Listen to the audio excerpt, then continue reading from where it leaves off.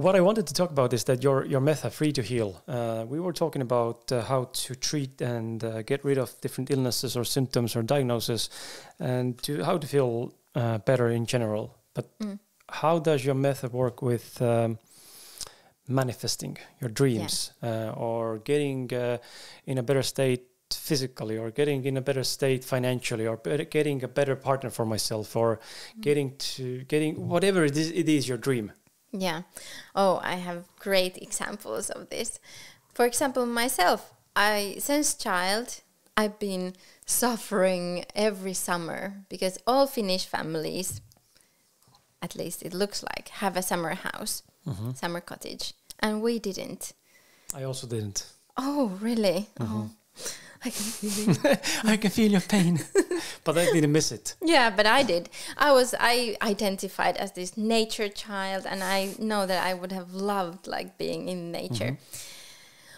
I wanted a summer house, and then it continued until I was an adult, and we were already like 10 years married, and every summer I was like, oh, I want a summer house. And then, I actually forgot to tell about my husband. But he had because he's a pop star, or was, he had also these pop star problems, this lifestyle, and he had this drug and substance abuse problem. And when I started doing the Free to Heal, he changed. And he how do you say? He got sober. But he didn't do anything. It was just through you. Well, of course he did, but he didn't do any kind of method. No, he just it went really bad because I started changing, and I guess that triggered him, and he went like even worse. And there was a point where I thought maybe he's dead. I don't care. I'm gonna do this. I'm gonna be super happy. I'm doing these exercises. I'm happy. And then he comes and he says that no, it's finished. He's gonna get sober. And that day, he finished, and he didn't do any kind of therapies or. But back to your cottage house story. But that until that moment, I had been crying like every summer, and it felt so, difficult. Everything seemed so expensive and so on. And then he quit everything, and after that summer, he said that, we've saved so much money because I got sober that I will buy you a summer house. And it was, I had just few months before that, I had done these exercises where I imagined myself having a summer house, like next summer. And it felt so, my conscious mind was like nagging, oh no, this is not possible for you, Maria. It's not possible. You don't have the money, and it's too difficult, and you're delusional, it's not going to happen. Yeah, no. And then I was like, well, I'm not going to get it. So I wanted to fool my mind a little bit. So I made these visualizations where I was 90 years old, and I had the summer house. And somehow that it was okay for my mind. Okay, this is possible. And I visualized myself having this wonderful little summer house, and I was so happy there. And then, a little after this, my husband said that, okay, we're going to buy a summer house. And then we got it. And now we've had it maybe 8 years. And now we did there this greenhouse. And suddenly I understood that actually the view from the greenhouse is exactly the view that I imagined in those visualizations that I did. So yes, you can certainly manifest. Use the method. Yeah. And of course, it doesn't mean that you have to do the work and get the money or whatever it takes. You need to do it. But yeah, and for me, the most important thing was letting go of the dream. Okay, I will get it when I'm 90. Okay, I can let that dream, do its work somewhere. And then suddenly it's much more near.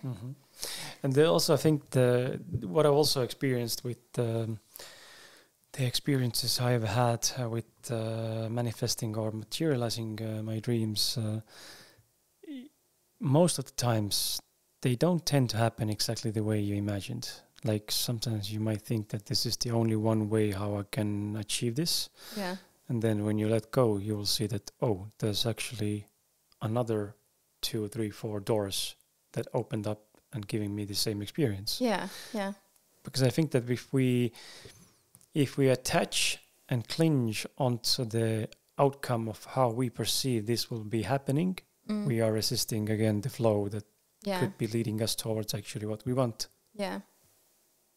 So that's so interesting about the brain that we are being taught that if you want to have something, you have to constantly think about it. And also with the resistance part, if you don't want to have illness, you need to think about how to get rid of it. Yeah. But you're still thinking about it. Yeah. But the working way is to let go and maybe forget about it for some time. Yeah.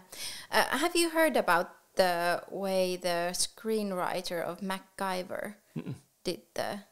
No. You remember the show? Yes, MacGyver? a little bit. I didn't like it. Oh, I loved it. Not at all. I loved it. There's always like, he's locked somewhere, and then there's toothpaste and, I don't know, a safety pin, and then he somehow... manages to escape and do something. Yeah. And they're quite complicated, and they're like almost scientifically proven. And the screenwriter told that first he did like, I don't know how many episodes, but then suddenly where to have the ideas. And then he learned or discovered this technique that he said to his unconscious that, okay, by 12 o'clock, I need to have the plot. Like 12 o'clock today, I need to have the plot. And then he started doing something completely else. First, he was driving a car for, 5 hours. But then he discovered he started doing these scale models. And then until 12 o'clock, he was doing the scale models. And then at 12 o'clock, he sat in front of his computer, or I don't know. Yeah, whatever. And then the episode just came. So I think it's the same phenomenon. We have to have like the guidelines. Like, this is what I want. And then we have to forget it. And then our unconscious will like discover how we will get to that situation. But we also have to believe it in a certain way. Yeah. Because when I say to myself, I will be a millionaire tomorrow, then if I don't believe or have any feeling or emotion at all with the saying, I'm going to be a millionaire tomorrow, then it won't probably happen. Yeah, I think that the most important is then that you are there in the house that feels, that it costs $1 million. And you have all those things, and you have the feeling that you think that you would have as a millionaire. Then I have another really good example of how you can apply this to love things. My assistant, who will answer your emails if you send me some, she divorced, and for a few years she was single. And then she was really... I've never seen such a cool single. She was not she was not desperate at all. But then sometimes she was like, oh, it would be nice to have somebody.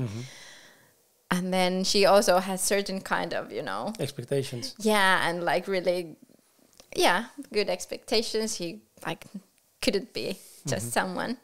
And we did this exercise, and the Free to Heal method, you can also do the exercises together with a partner or with a friend or even an unknown person. For example, when I did my exercises, I just we had a Facebook group, and I still have it, and I wrote there, hey, does somebody want to do an exercise at 5 o'clock today?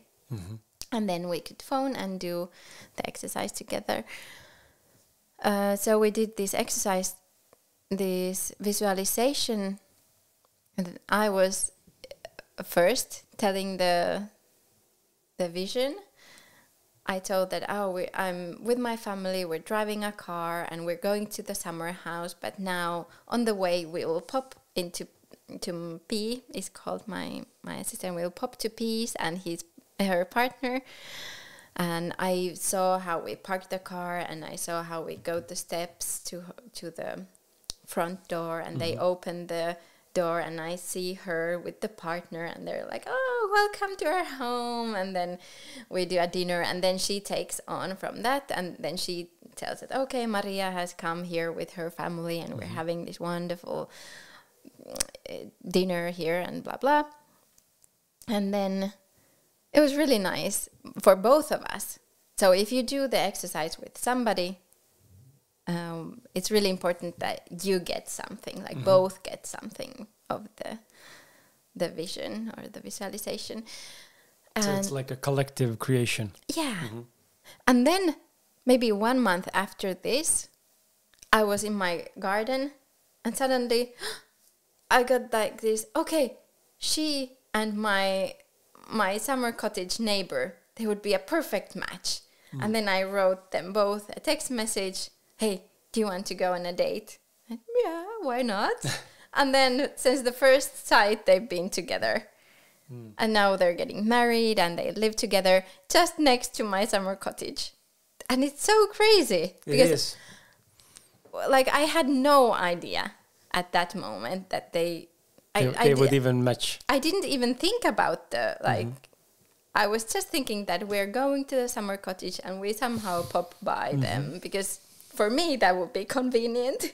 I was really selfish because I love going to the summer home. And suddenly they're together and they're a perfect match. And your neighbors. Yeah, and my neighbors. Crazy. That's and now she can go and water my tomatoes in the greenhouse. And you got what you wanted. Yeah. Unbelievable. Last time we also talked about oxytocin and sex. Yeah. I want to bring it up again. Yeah. Because I found it fascinating at that time, and I still find it fascinating today. I found, I don't know how many times you mention sex in the book, but I found one of... Once, I guess. Okay, I think that's the one I found.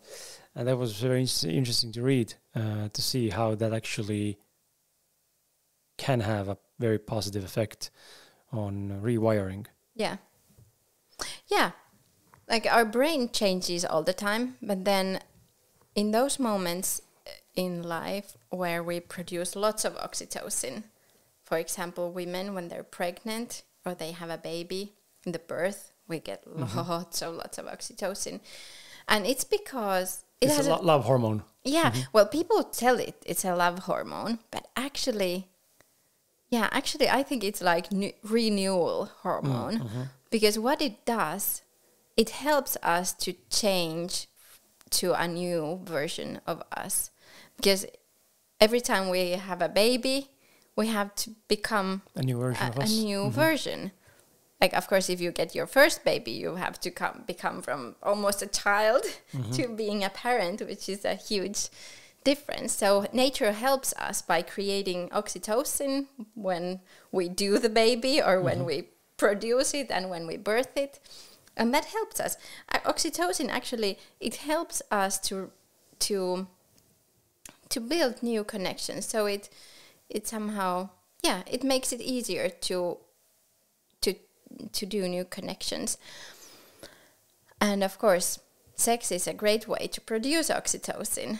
So if you have a partner or if you don't, you can use that tool to do it before the exercise. So make yourself produce lots of oxytocin and then do the exercise. So it will make it much more effective. Or do it at the same time. If it's a partner that you understands what you want to do and you're all mutual agreement on the process. Yes, good idea. Excellent idea. And and there's also, did you read, there's this touch sequence. Yeah, that's also a really important part of the method. So you can also touch yourself. That also helps us produce oxytocin. Just like very gentle touch. And of course, if your partner does it, it's great. So just do this gentle touch and create this, this kind of feeling where you start producing this coziness and safety and love hormones. So,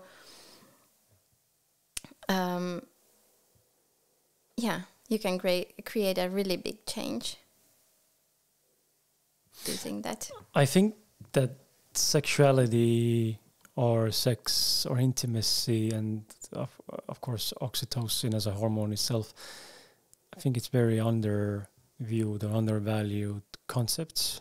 Like we are tapping more and more into these topics now. People are more and more talking about them, and there's more sex therapists and professionals who see beyond just as the act, but they see more beyond the act on a different dimensions or levels besides physical. I just see that this sex can be a very good tool. Yeah. But it depends, of course, how you do it and what's the perspective or mindset when you go into the act itself. This goes now very deep, and I don't know if it's a wise thing, but I don't know what you think, because I feel that now all this, or not all, but many of these sex therapists, they're like, oh, whatever comes, then if you have any kind of, it might be violent or humiliating yourself or another, oh, this is nice, you can go on, you can explore these. And I think that these are signs of the inner guardian. Yeah. That there's been a humiliating experience, and then somehow you need to live it again. But if you go to that not consciously, you make it actually, you will attract more of that. Yeah, make it worse. Violence or humiliating yourself or the other. And what I recommend, or how I see it, is we should be really honest with ourselves. Like if you are in an intimate situation and suddenly you get these flashbacks or these sensations that you want to use violence or humiliation, just like, okay, see it. Wow, thank you for this message, as all the negative other. But then try to think, how could I turn this, and how could I turn this moment so that I could feel taken care and loved and feel safe. Because sometimes it's like we feel safe when we are humiliated or feeling violence. And that doesn't sound right. Yeah. I wouldn't say it's wrong, but I think that you will get more from life if you don't follow that trigger.